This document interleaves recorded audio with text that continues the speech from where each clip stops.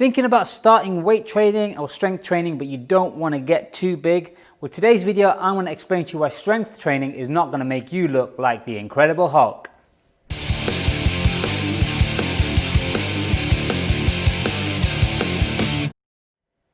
Hey there, it's Farhad here from Fit with Farhad, and today's video we're going to talk about that common myth that strength training and weight training makes you big and bulky. So if you are thinking about strength training but you don't want to look too big, this video is going to break it down to you and give you a reason to get into the gym. Now, as you can see, I'm not going to win Mr. Olympia anytime soon or in my lifetime. So if you're looking for strength and fitness advice from somebody who has the same goals as you in mind, that is a lean, athletic physique, then you're in the right place. So as I always say, if you want to look more like Bruce Lee and less like Lee Priest, subscribe to this channel, click that bell notification so you don't miss a single video. But let's crack on with today's topic.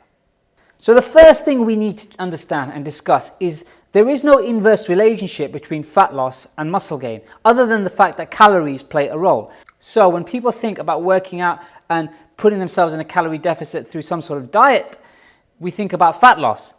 The opposite does hold to the point that when you strength train and are in a calorie surplus, you will gain muscle tissue. You need to be in a calorie surplus and strength train to gain muscle tissue. But that's where the relationship stops.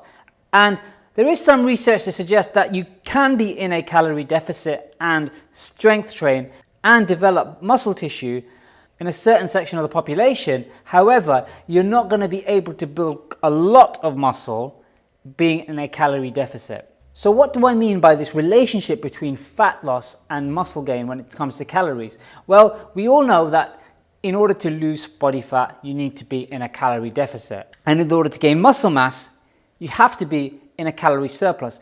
But you can lose body fat and be in a calorie surplus and not do any type of strength training.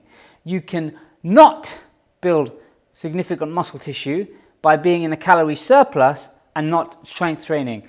The weight gain you get from being in a calorie surplus and not training is going to be fat tissue. And nobody wants to gain fat tissue on purpose, or at least I don't think they do. So there is certain criteria that needs to be met in order to gain muscle tissue. And stick around to the end of this video because I'm going to share with you the 3 principles you're going to need in order to build muscle mass if that's your goal. So when we look at the change of the physiology of a human body, we have to understand something that's known as the general adaptation syndrome. In other words, your body will adapt to the stimulus and stress that you apply to it given enough recovery and enough stimulus at the right intervals. What this means is you need to provide the right stimulus, i.e. the training stress.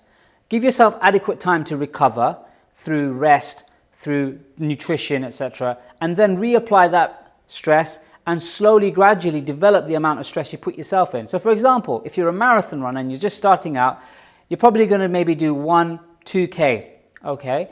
And then you have a break and then you rest, and a couple of days later you go out again and do 2K. And slowly you build it up until you can do 27 miles or whatever a marathon is. Anyway, so the point I'm trying to make is your body adapts to the stimulus provided. So if you do train like a marathon runner, you're going to look like a marathon runner. If you train like a bodybuilder, then chances are you have more propensity to look like a bodybuilder.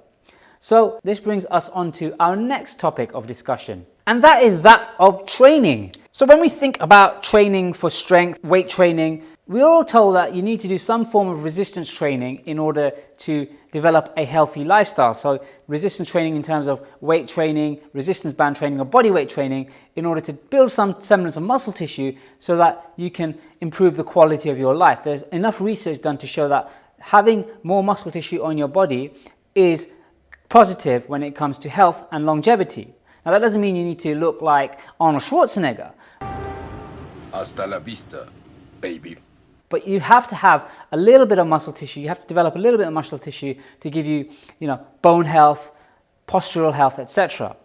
But this is where we talk about training. So it's a big misconception, especially with the ladies, when they think they don't want to do strength training because they don't want to get bulky or look like a man. But the truth is, you have to train in a certain way to build that level of muscle mass. You have to train for a prolonged period of time to develop that level of muscle mass. You have to train at a certain intensity to develop muscle mass. And when it comes to the differences in gender, women will find it harder to build muscle mass than men just because of hormonal issues such as testosterone. Men just have more testosterone than women. And testosterone is key in building muscle mass. And if we're talking about strength training's implication in sport, in my own personal experience, I was actually told not to weight train by my coaches in the early days because they said because of my weight class that I was fighting in, it would slow me down. Now that's not true. Weight training, in fact, could make you stronger and faster if you do it in the right way. So let's go back to hormones, shall we? So we've already spoken about testosterone. There are other hormones as well, such as cortisol, that play a part in your fat loss and muscle building process. And just because the way we are designed, and we have these things called the HP axes, so you've got the hypothalamus and the pituitary gland, and they go into various glands in the body, such as the HPA axis, which go into your adrenals, the HPT axis, which goes into your thyroid gland, and women have the HPO, the ovarian axis. We have these things that develop stress in the body. Women tend to generally have a different stress response to men. They tend to have a higher level of cortisol release due to things like their menstrual cycles, etc. So what this means, if you are female watching this, it's probably going to be a little bit harder for you to build muscle mass anyway, based on these two things. If you look at a female bodybuilder who is clearly quite bulky, I'll be honest with you, they're probably on some sort of performance enhancing drug, or they train damn hard, or a combination of both. Now, I don't want to sound disrespectful to anyone watching this, but if you are starting out training, you're probably not going to have the capacity within you to put yourself through such intense workouts as the big pros do. So there's no chance of really gaining massive amounts of bulky muscle, especially if you're starting out. In fact, it's actually so hard to build bulky muscle. So people that are trying to build bulky muscles or look quite big or look like a bodybuilder that would step on stage and do a bodybuilding competition, listen to these comments that I don't want to get too big and laugh about it because they wish it was that easy. And it's also a common complaint of my clients. I get a lot of people coming through the door saying, listen, what kind of training do you offer for fitness and for fat loss? And I'll basically show them around my facility and they'll see a lot of weight training equipment and they'll be like, well, I don't want to get too big. Again, you're not going to get too big unless you train in a certain specific way. And that's just not the style I train for, and it's not the style that I give to my clients. In fact, if somebody does come to my facility looking for bodybuilding training, I'm not the person to give it to them. Another factor to take into account is age. You could be in your early 20s and start training. You're going to have more testosterone in your system if you're male, and you're going to have more propensity to develop a physique and develop muscle tissue. If you are in your 40s or beyond, like myself, you're going to find it a little bit harder to build muscle tissue. Other factors include genetics. You could potentially be genetically predisposed to not gain a lot of muscle tissue. I personally believe that my genetics make it a lot harder for me to build muscle tissue. I think that's the Gujarati gene in me. And the final thing I want to discuss with you in this video is that taboo topic of performance-enhancing drugs, aka steroids. They are used by a lot of big bodybuilders, and that's their own personal choice. I personally wouldn't take performance-enhancing drugs. I know people who do.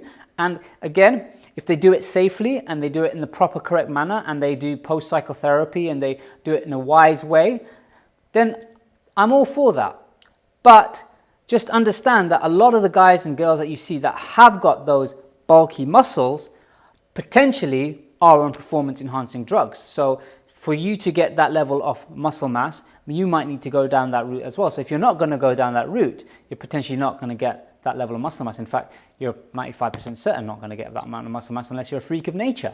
So there you have it. My video today was all about why weight training and strength training is not going to make you bulky if you train the right way and if you understand the principles of muscle tissue gain or hypertrophy. And I'm going to share a video right at the end that's going to tell you the 3 mechanisms of hypertrophy that you need to have in place in order to build muscle mass. So if you are trying to strength train and you don't put these things into play, you're probably not going to gain as much muscle mass anyway. But if your goal is to gain some muscle tissue and muscle mass, you're going to want to watch this video because you're going to want to understand those 3 principles. Another principle that you have to understand is that of nutrition, of rest, of digestive health, etc. And we can make videos for you on that topic in given time. So if that is of interest to you, if you'd like to learn more about nutrition, digestive health, stress, rest and relaxation, etc., pop a comment below and let me know, and I'll get to work and create those videos for you and give you some excellent content. So that being said, check out this video that's popping on screen right now, and don't forget to like this video if you got value from it, subscribe to the channel, click that bell notification, and I'll see you on the next video. Have a great day, sweat more, suck less, and stay awesome.